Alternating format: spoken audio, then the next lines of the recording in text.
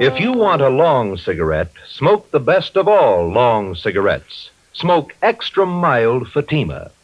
Yes, Fatima is the king-size cigarette which contains the finest Turkish and domestic tobaccos superbly blended to make it extra mild, to give Fatima a much different, much better flavor and aroma than any other long cigarette.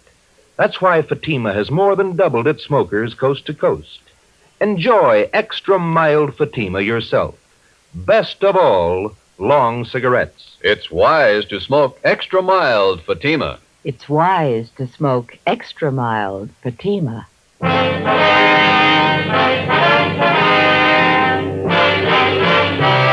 Dragnet, the documented drama of an actual crime.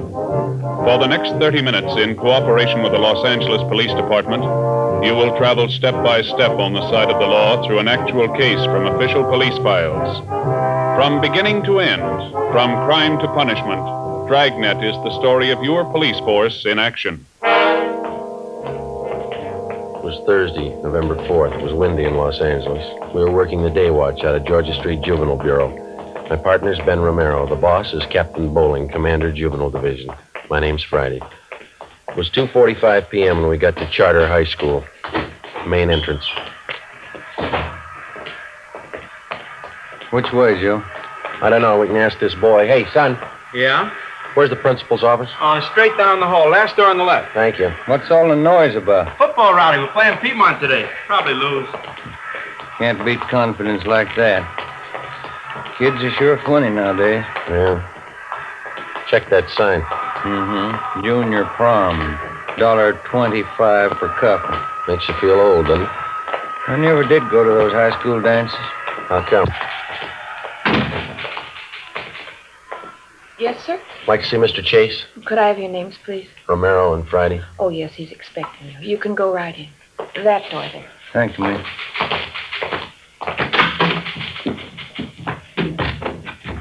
Mr. Chase? Yes? My name's Friday. I talked to you on the phone. Oh, yes, certainly, Sergeant. Have a chair. Thank you. This is my partner, Ben Romero. How do you do, sir? Hi, Miss Chase. Sit down. Certainly glad to see you, gentlemen. I'm at the end of my rope.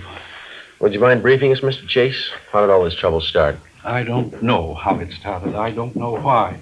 But here's the result, Sergeant. This dress, bloodstains on it. Mm-hmm. What's the story? A woman stormed in here and said her daughter came home from school yesterday wearing this dress. She told her mother she'd been knifed here at the school. Mm-hmm. How many cases like this have you had? 21 in the past 3 weeks. Why didn't you notify us? Believe me, Sergeant, I didn't know which way to turn. When I first learned about these knifings, I wanted to call in the police, but some of the girls who'd been cut, the parents didn't want it reported. The publicity, the notoriety, they didn't want it. Hope you realize, Mr. Chase, that it's a pretty serious business. Believe me, I did realize. What could I do? The knifings had to be stopped. The parents didn't want them reported. I've tried everything humanly possible to find out who's responsible. What have you tried, Mr. Chase? Well, I called on some of the older students from the Boys' Council. I placed them all over the grounds of the buildings and told them to keep an eye out. No results, huh? The knifings have gone right on. This past week, they've even gotten worse. Oh, that reminds me. Just a moment, please. Yes, Mr. Chase? Doris, would you get Jim Travers, please? Have him come to my office right away. Yes, Mr. Chase. Travers is head of the Boys' Council. He helped organize the system of guards. He might be able to give you some information. You said a minute ago that the situation has been worse this past week. You mean the knifings have gotten more frequent? More frequent and more serious. One girl was cut very badly this morning. She had to be sent home. Are most of these girls cut in pretty much the same manner? The school nurse treated some of them. She says it looked to her as though the girls had been slashed with a very sharp knife, probably a razor. Is there any definite time pattern to these knifings? All of them happened between periods, when the students change classes. The corridors are pretty well crowded, and that's why it's so difficult to pin it down to any one person. I see. How about the victims themselves, Mr. Chase? Is there any set pattern there? That's what has me frightened. How do you mean? Most of the victims are rather pretty girls. Whoever's doing this seems to have a preference for them. It's frightening when you think of what kind of mind the person must have. It's a little more than frightening, Mr. Chase. Huh? A person with a knife must be a mental case, probably a dangerous one. I don't think he's going to be satisfied with just knifing the girls. Killing? Possible if we let it go much longer. You wanted to see me, Mr. Chase? Come in, Jim. I would have come sooner. I was tied up with a rally committee. Jim, this is Sergeant Friday and Sergeant Romero, police officers. Right, Jim. They're here to investigate the knifings. I thought maybe you'd be able to help out with some information. Well, I still have the fellows on the council watching the corridors. We haven't seen anything yet. Well, do you have any time after the rally, Jim? We'd like to have you show us around. Okay, Sergeant. Is the school nurse still in her office? I'd like to talk to her, too. I think so. Jim, when does Miss Wesley go home? 3:30 on Thursday, Mr. Chase. I'll tell her to stay on a few minutes. That's fine. We'll meet you outside the office here. Huh? Okay, I'll see you later then. Right. Is school out for the day? Yes, it is. Guess we'll have to wait till morning to interview the victims. The first class is at 8 o'clock. I'll have the girls assemble in the classroom next to my office. All right, Mr. Chase. Thank you. I'll be right back, Doris. See you gentlemen out. Looks like the rally's just breaking up, huh? 3 o'clock now. The game's at 3:30. Kids certainly jam up the corridor. Come on, come on. Let us through here. Let us through, please. All right. The rest of you go about your business. Go on now. What's the matter, young lady? What's the trouble? Patty Larson, she's fainted. What's the matter with her? Look at her dress. It's covered with blood. An ambulance was called, and the injured girl was taken to Georgia Street Receiving Hospital, where she was treated for a cut on her right forearm and a deep slash across her hips. She was not in serious condition. It was the doctor's opinion that the wounds had been inflicted either by a very sharp knife or more probably a razor. A detail of plainclothesmen were dispatched to Charter High School to keep the grounds and quarters under strict surveillance until further notice. At 7:30 the next morning, policewoman Lorraine Jensen, Ben and I met at the high school with Principal Chase and Jim Travers, the head of the boys' council. By 9 a.m., all of the 21 knifing victims were assembled in one of the empty classrooms. Policewoman Jensen outlined our plan of questioning. May I have your attention, please? This isn't going to take very long, girls, but I will have to ask you to cooperate with us. Try to remember every detail of the time and the place that the knifings occurred. Do you all have a report form to write out? Yeah, they're all set. We'd like to have you write 3 things. First, exactly where you were when you were injured. After that, write the date and the time. Make that just as close as you can remember. I don't remember. Do you? I don't know what to write. At the bottom of the page, write the name of the person you suspect might have cut you. Your answer will be kept confidential. Please don't compare notes with the girl next to you. We want your version, not your neighbor's. Sergeant. Yeah, Trevor? 5-minute warning bell. Yeah, okay. All right. Yeah, Joe. There's a recess coming up. We want to check the quarters. Can you make out alone for a little while? Sure, you two go ahead. We can check the slips when you get back. All right, let's go, Ben. Yeah.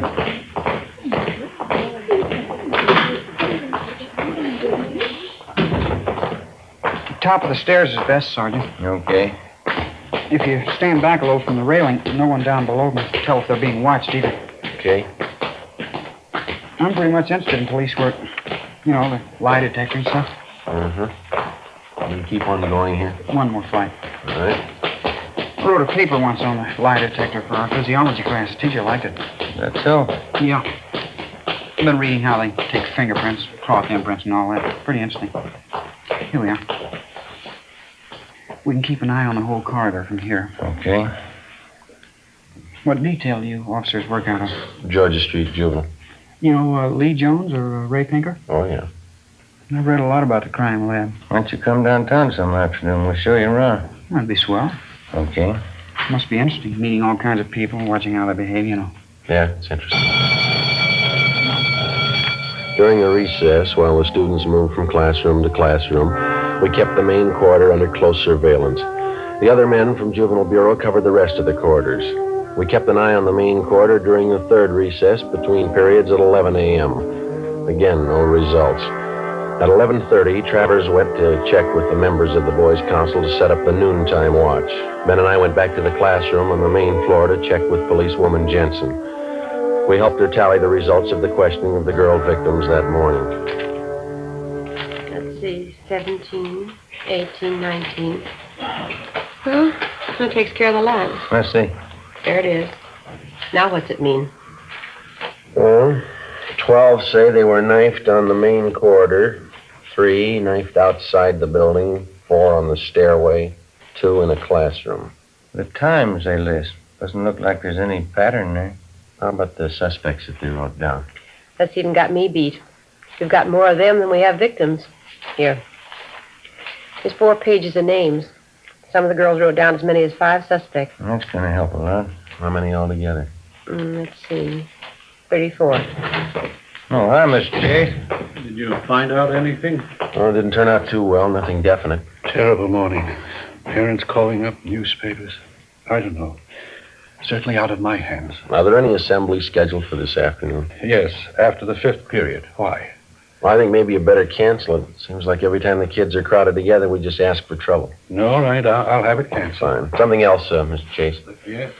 The girls that we had in this room this morning, the victims, we'd like to have every one of them brought back here after the next class, can we? All right, Sergeant. I'll have excuse slips sent to each one of them. Thank you, sir. Gives you the chills. Those kids getting cut up in broad daylight. Whoever it is, the guy's got a stomach for it. How do you know it's a guy? It's as good a guess as any. How about the school employees, the janitors, and the rest of them? Checked them all out this morning. When we get the girls back here, we'll go through the same routine. And one thing we missed the last time we talked to them. Yeah? We asked them to pick suspects. We might have more luck if we have a bigger choice. Well, how do you mean? Well, instead of asking them to pick out somebody, we'll tell them to list the names of every person who was around them or near them when they were cut. It might work if we can spot a couple of repeats on the list. Sergeant, they want you downstairs. Hurry. Come on, Ben. What's the matter? It's terrible, terrible. I found her. You found who? Betty Price. Where? Downstairs, unconscious. I'm afraid. What do you mean you're afraid? I'm not sure she's alive. We located the unconscious girl in a corner of the basement near the rear entrance to the girls' locker room. She'd been cut severely about the face and arms. At Georgia Street Receiving Hospital, she was given an immediate blood transfusion. In addition to her wounds, she was also treated for shock. We questioned the victim. She stated that she did not see the person who attacked her. Later that afternoon, she was removed to her own home upon the advice of her family physician. 1:35 p.m. Ben and I got back to the high school and checked in with policewoman Lorraine Jensen. How'd the last station turn out, Lorraine? Well, a lot better. It was a good idea, Joe. Yeah? How'd we come out? Pretty good. You had the list they made out. 21 of them. Uh-huh. Each girl listed an average of 8 persons around her at the time she was knifed. Yeah? There's one name that occurs on 19 of these 21 lists. Here, Joe. Jim Travers.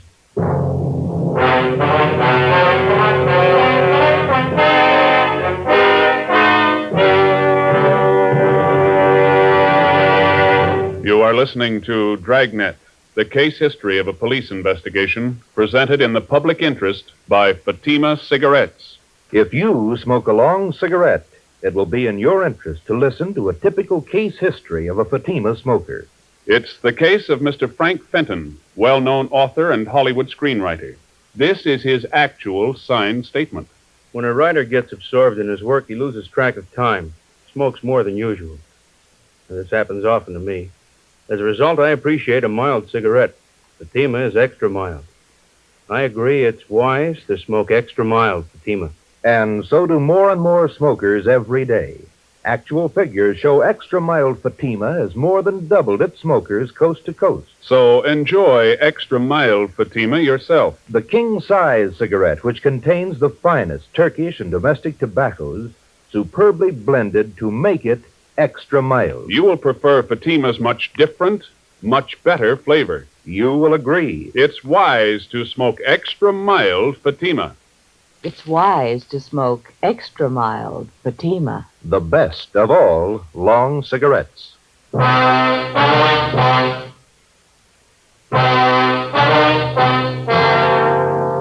Friday, November 5th, 1:45 p.m. Ben and I started checking on Jim Travers.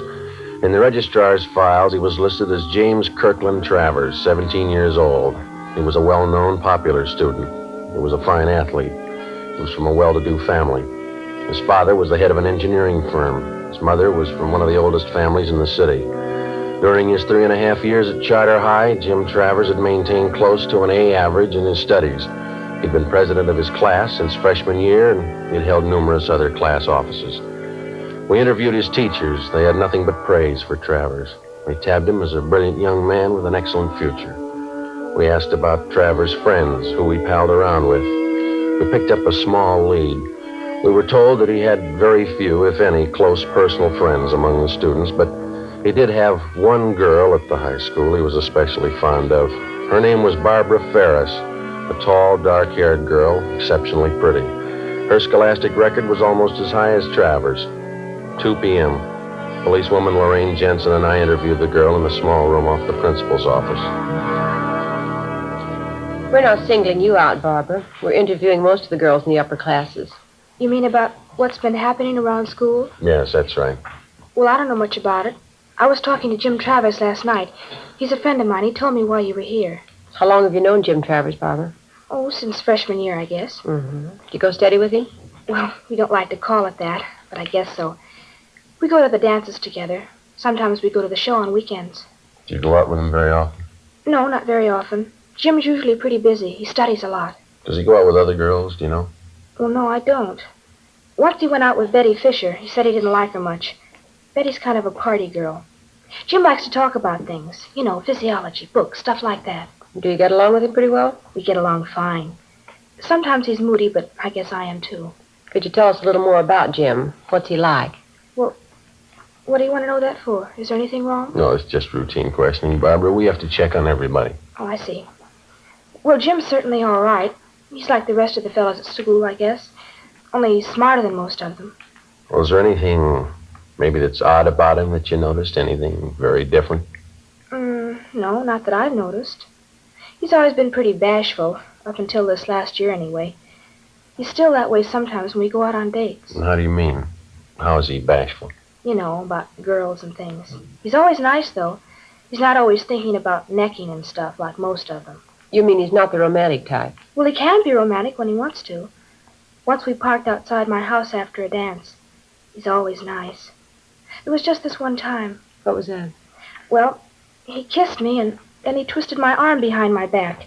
He kept twisting it for no reason. Yeah? I told him it hurt me, but he wouldn't let go.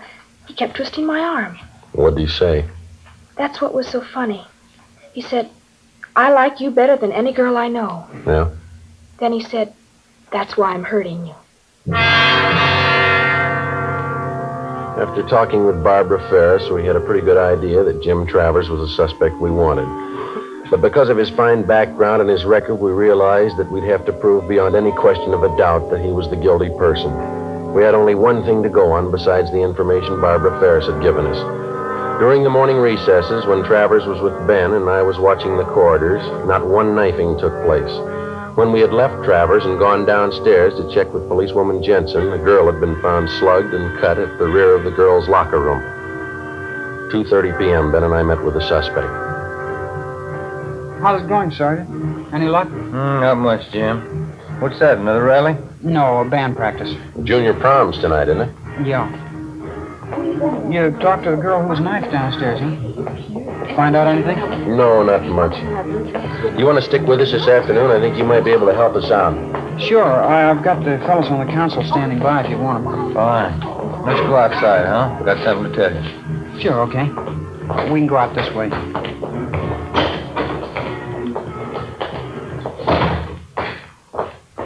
I certainly appreciate your letting me tag along. Hope I can help you. I think you can, Jim. When we talked to those girls this morning, we drew up a new list of possible suspects. Yeah? Funny thing, one of the names on the list was yours. Well, I've got nothing to hide. Well, we'll make a systematic check of each name on the list and start with yours. Well, will we have to go on the lie detector? I'd like to try that. I never saw one. Only pictures of it. No, you won't have to go through that. It'll just be a couple of questions, and then we're going to check your locker. Okay, I'd be glad to show you. Does this take us to the locker room? Yeah, we can cut through here. Say, when we were questioning those girls this morning, some of them said that they saw you in different parts of the building when the knifings took place. What do you mean? Well, your location didn't exactly jibe with your classroom schedule. In other words, your class was on the 3rd floor, but you were seen down in the main corridor. Now, how do you account for that? Well, you see, I usually take walks between periods. Sitting in classrooms makes me nervous sometimes, you know. Uh-huh. Here, I'll get the door. Any other questions I can answer, Sergeant? No, that's all. How'd you happen to get interested in police work, Jim? You said your father was an engineer, didn't you? Yeah, that's right. I don't know how I got interested. I just took to it, I guess. I always liked to watch people's reactions and their behavior. Fascinating. The locker room's down this way. Okay. What are you planning on doing when you graduate? College? Yeah, I guess so. Dad wants to send me to MIT. It's a good school. Yeah. Say, if you ever have the time, I'd sure like to see some of the ballistics equipment down at the police crime lab. I've read up on ballistics quite a bit, too. Oh, is that so? Yeah. The polygraph lie detector. That's my favorite, though. Wonderful machine. Mm-hmm. Imagine charting positive and negative reactions like that. It's marvelous. Yeah, it is. Say, have either one of you ever read Dawson's treatise? I think it's called The Psychology of the Criminal Mind. You ever read it? I think we had that in training, didn't we, Ben? Something like that, yeah. How about criminal behavior and its basis? Maxwell's book. Did you ever read that one? No, I don't think I did. It's a great book. I got quite a few textbooks on crime. There's one on sex crimes I just got. It's very good. Mm-hmm. This locker room? Yeah, I almost went past it. My locker's down this way. How do you shave, Jim? You use an electric razor or a safety razor? Me? Electric razor. They're the best. Yeah, they're a lot easier to use. Here it is. I'll open it for you. All right. Ben, you got those envelopes? Oh, yeah. Yeah, there. Okay, would you step aside there, Jim? Yeah, sure.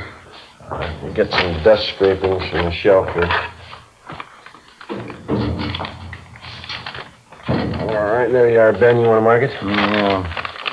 Jim Travers, dust scrapings from locker. All right. Let's see here.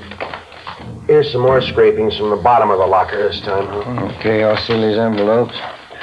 Oh, here's a nail file. Okay, Jim. Now, will you hold out your right hand? Oh, yeah, okay. Hold an envelope under his hand, will you, Ben? Catch the nail scrapings. Yep, here we are.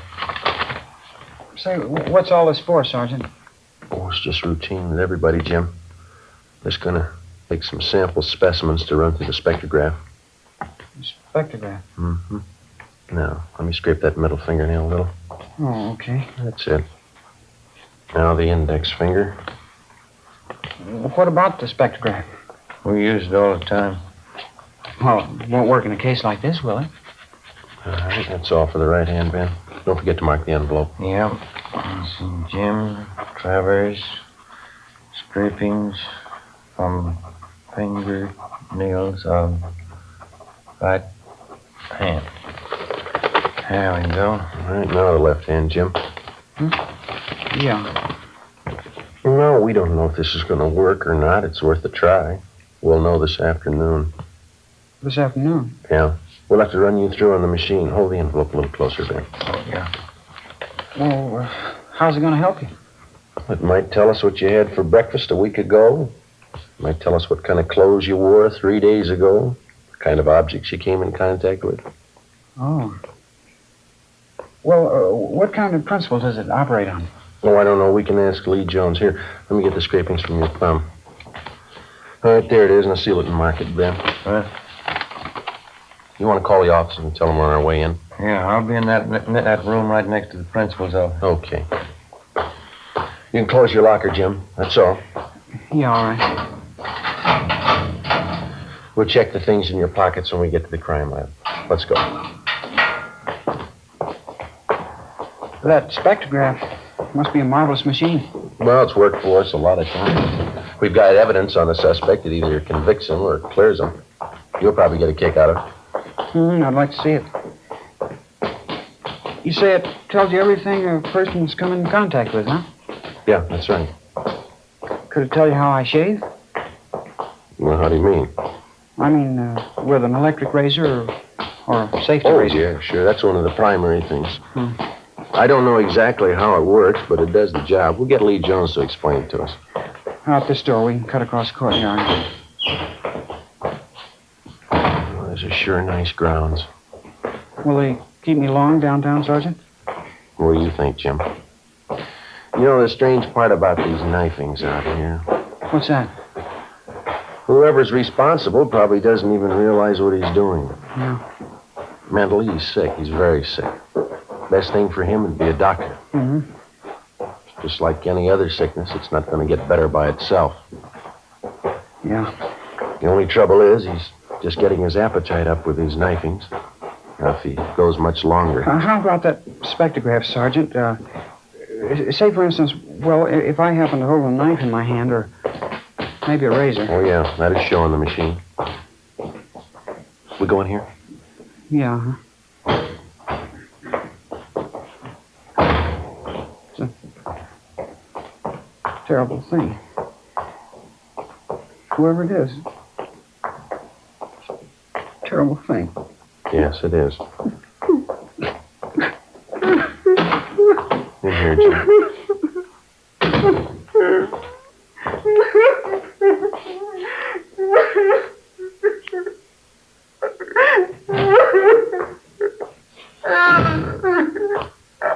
Joe, how's it going? I think he's ready to tell us. Hope so.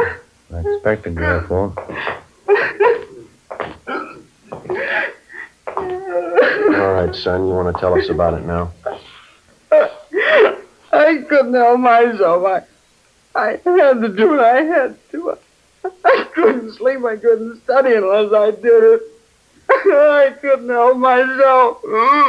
You're responsible for all the knifings, are you?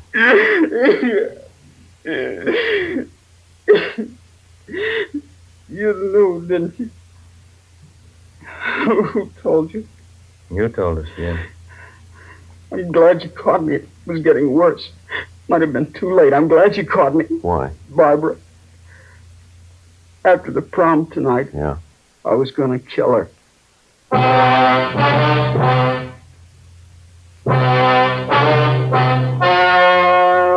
The story you have just heard was true.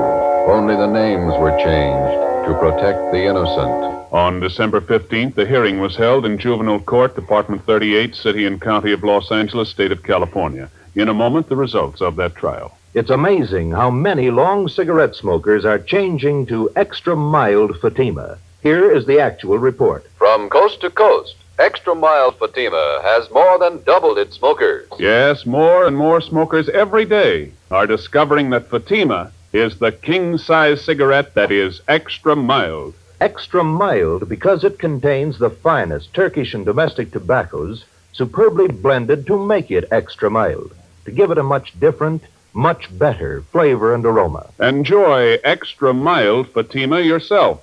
Best of all long cigarettes. It's wise to smoke extra mild Fatima. It's wise to smoke extra mild Fatima.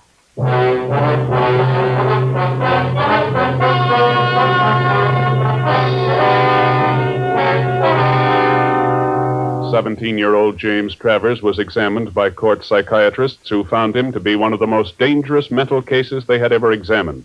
The boy's parents, who cooperated to the fullest with the police officers and with the court, made only one request, that the boy be committed to a private sanitarium.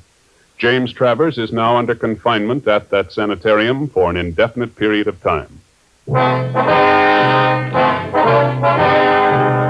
You have just heard Dragnet, a series of authentic cases from official files. Technical advice for Dragnet comes from the Office of Chief of Police W.A. Wharton, Los Angeles Police Department. Fatima Cigarettes, the best of all long cigarettes, has brought you Dragnet from Los Angeles. Screen Directors Playhouse presents a Damon Runyon story tomorrow on NBC.